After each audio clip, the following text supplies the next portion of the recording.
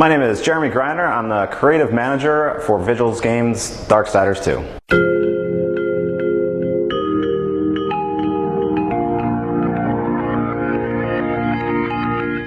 Today we're showing you the Crowfather level. It's the first level to our game. It introduces you to our protagonist, Death.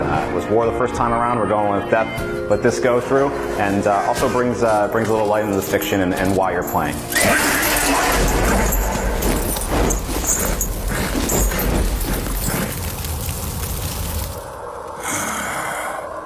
The game begins in pretty epic fashion, right above your steed Despair. Where in Darksiders 1 you didn't get ruined until halfway through the game. You get Despair right off the bat. So you take Despair, you get to the Crowfather's temple, and you make your way through.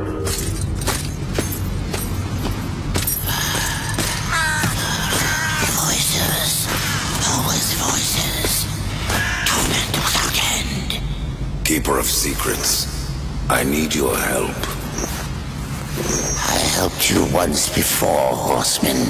Look at me now. How I curse that day. How I curse you.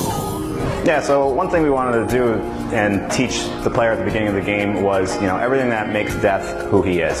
So his sarcastic humor, his arrogant temperament, his combat style, how he moves and evades and dodges instead of blocks. He's quick and agile, almost like an assassin.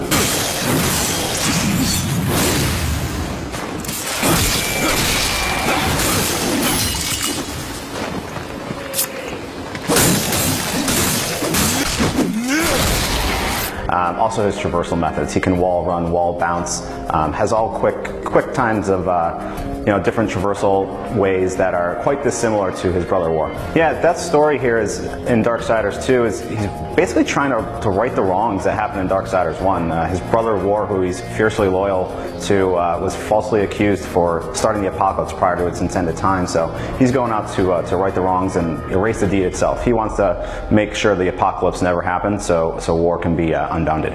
So when the game starts, Death's first character he'll meet will be the Crowfather. He guards all the secrets. The Crowfather knows pretty much everything that goes on in the world. So Death really asks him, tell me what really happened to War, and how can you help me? And the Crowfather doesn't like Death. He has no love for him as it is.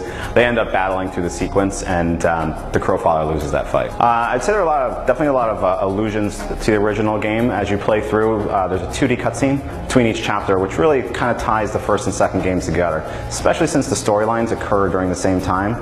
Death's story takes place during the 100 years that War was imprisoned by the Charred Council. To teach the lore of the game, we have the Crowfather through every intro into the levels through a 2D cutscene, kind of go through the lore and the history and why you're doing what you're doing, and a very top-line approach to Darksiders 1. So anyone can pick up and play Darksiders 2 and fully know what's going on.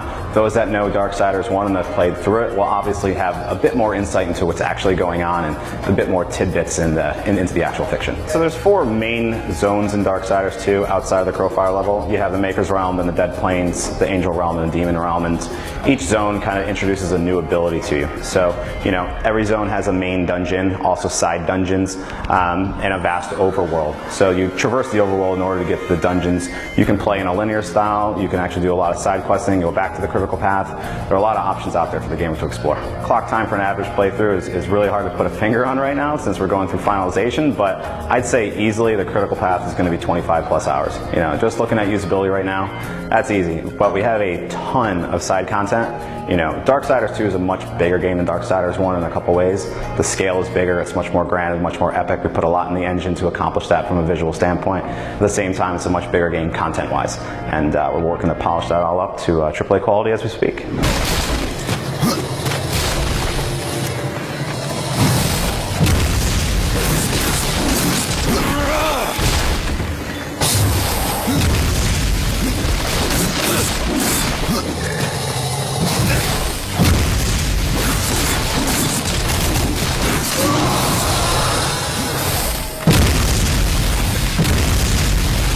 Yeah, a lot of the side quests in the game trigger through exploration.